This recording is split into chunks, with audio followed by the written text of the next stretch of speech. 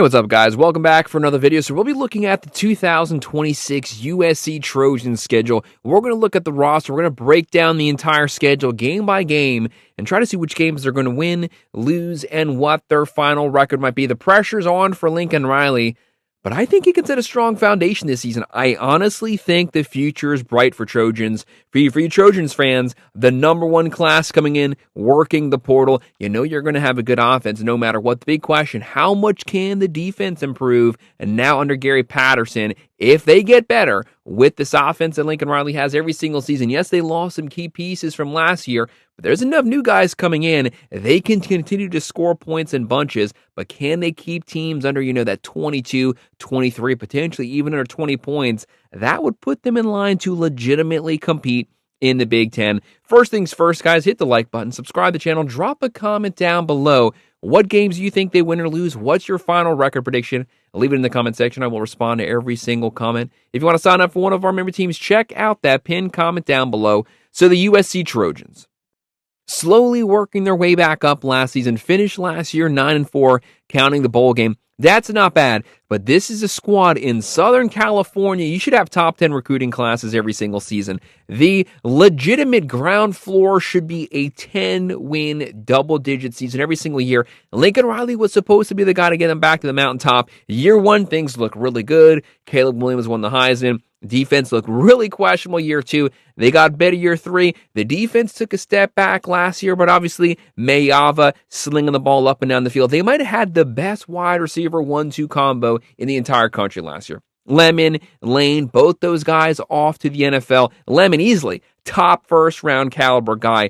No matter what, though, Lincoln Riley every single season, no matter what year it is, Oklahoma, USC, he's always had elite wide receivers room because he's an offensive mind. He might be the best offensive mind in the game. To me personally, he is, and he's probably the best quarterback guru. Nonstop Heisman winning guys that are going to have an offense. They have the #1 recruiting class coming in, not in the Big Ten, in the entire country from last season. Some massive weapons they added, and what I like about the class they have coming in, it's completely well-rounded. It's offensive guys. It's defensive guys. It's the trenches on both sides of the football. It's running backs, cornerbacks, literally a complete balanced class coming in. Everything that you could ask for. 5-star Pepe coming in, offensive tackle. You have Waffle coming in, Feaster, Hill, Bowman. There's weapons up and down this field, and there's some legit offensive talent there. Mayava, they're going to have a stocked full closet right now. The new pieces they bring in, they're going to fit just fine, and they have a very deep running back room. A running back room really banged up last season. Look for those guys to be healthy, to have things back on track. You have Zacharias, Tanuk, and then when you're looking at the running back room, Wayman, Miller's back. Wormley, the new pieces you're bringing in, and you have the veteran Mayava. Now it's year 3 in the system. He took some big steps forward last season. He's going to be a potential Heisman hopeful. Yes, the big-name wide receivers are gone, but next guy up, they're going to score points. It's all going to come down to that Gary Patterson defense. Some of you young college football fans might not know who that guy is, but you got to put some respect on that guy's name. The things he did for the TCU Horned Frogs back in the day. Top 20, top 10 defenses every single season. Yes, it's been a little while, but the guy can call some defense. I'm very curious to see how they look week 1, right out the gate, how they look in the trenches. We all know at the end of the day, it always comes down, can you win the trenches? Can you win the line of scrimmage? That's what separates the winners from the losers. This is Big Ten football, but USC in Southern California, there's no question. They can compete in the Big Ten. You're just really waiting for that catapult season, but I think they do have that strong foundation. Let's get started looking at the schedule. They open up the season week 1, Saturday, September 5th, versus the Fresno State Bulldogs. This is going to be an easy win. They're going to win it by multiple possessions, but all eyes will be on the defense. How improved is the defense? This isn't a good gauge, but you want to get the wheels oiled up. You want to get everything rolling, get that momentum, because Big Ten play is going to be tough. It's tough every single season. Very deep conference. You want to win these cupcake games. You want to win them strong because you want to be riding that win once you get into conference play. They start out the season 1-0. Week 2, Saturday, September 12th, the Louisiana Ragin' Cajuns coming to the Coliseum. Back-to-back code games. The Ragin' Cajuns here, they might score some points, might get some garbage points, but again, that offense continues to roll. The wide receivers, the new wide receivers continue to get more and more comfortable in the system, and I want to see that defense getting better week to week. Then you got Greg Schiano's team coming up next. Week 5, the Rutgers Scarlet Knights. This game's going to be in New Jersey. I hate being on the road for that long. 3rd straight week on the road. But Rutgers, they usually have a decent defense. They can run the ball, control time of possession, control the game clock. But I don't think they have the offensive firepower to compete with USC. USC, their offense is too much. They own the second half, and they win this one. The Oregon Ducks, again, a Pac-12 rival, coming to USC. These teams very familiar with one another. Dan Lanning, talented team, top 10 roster, top 5 roster. Dante Moore, spurning the first round of the NFL drafts, coming back for another season. Evan Stewart, top 10 recruiting classes, top 10 transfer portal classes, a line of scrimmage football team, a veteran team actually coming back this season. I think it's a little too much. Well-rounded team, number 7 rushing the football last season. They control time of possession. They bring that trench warfare with them on the road. USC, young talent. They don't quite have the depth yet. They're going to be good in the future. This is where the team maybe starts to break down a little roster-wise. They're still competitive. Really close games. They put up a fight. They almost win them, but they drop this one to Oregon. Got to get things back on track. They have the Washington Huskies again. Pac-12 team coming to the Coliseum, though. Washington, Jetfish, talented team, talented quarterback with Williams. He can throw it, they can run it. They have a really good team. Top 25 defense. They're very good on offense. They play smart. They don't turn the football over. But USC's pissed off right now. They need a win. They get a win here, and they steal this win at home.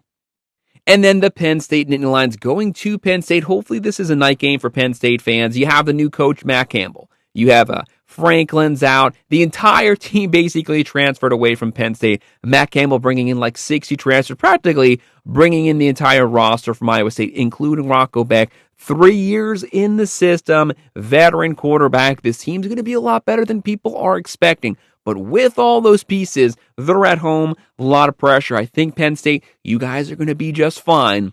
But again, give me the Trojans on the road again, walking away with the road victory. Great way to start the season. Then you have the Wisconsin Badgers the next week going to Madison, Wisconsin. This is not the Madison, Wisconsin of years past. This team used to have a top 5 defense in the country. Used to just run the ball right down the throats. This team has not looked good for a couple seasons now. I don't think they're going to be that much better this season. USC, they continue to rebound, get another win here. And just a beautiful schedule. They have like 4 or 5 top 10 teams on this schedule. After that, the Ohio State Buckeyes coming to the Coliseum. This is 2 of the biggest brands, 2 of the oldest staple college football brands. It's going to be a fun game to watch. Heck, both these teams could be top 10, top 5 at this point. This could be the college game day game. The Buckeyes, all the talent in the world, top 3 overall roster. Some might say the number 1 roster. Julian Sayin, now the veteran quarterback. They still have Jeremiah Smith. Back-to-back number 1 defenses the last 2 seasons. They're a national champion hopeful.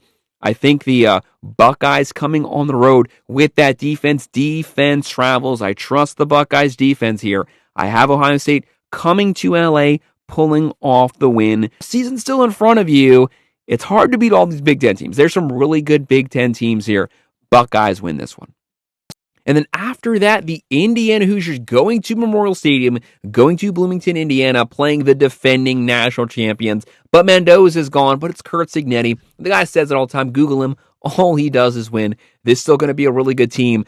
The way they work the portal, they bring a lot of transfer portal players. It works beautiful. But how cohesive are they right out the gate this first couple weeks? Always hard to play a good team first couple weeks when you have a lot of new pieces. This is a game that USC can win. This is a game that Indiana can win. Mendoza is gone, bringing over Hoover from TCU, another air raid guy that are going to be able to score some points. They're going to have an elite defense. I'm going to go a little bit out on a ledge. It's perfectly fine to call me crazy here. Give me USC pulling off the upset. Would be crazy. The buildup would be huge. People would jump them into the top 10. But I'm going to call it now. USC on the road gets the upset win.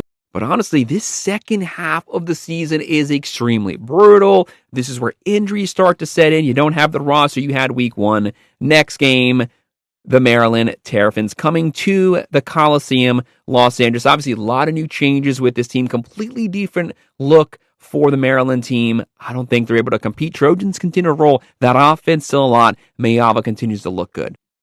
And one of their arch rivals from the old Pac-12 days going to, if you want to call it that, on the road versus the UCLA Bruins. But back to California, that's the main thing that counts. UCLA, they were all over the place last season. Started out the season, got awful, went on a little bit of a run. What do they look like this year? A lot of new pieces there, a lot of new coaches. It's the complete unknown.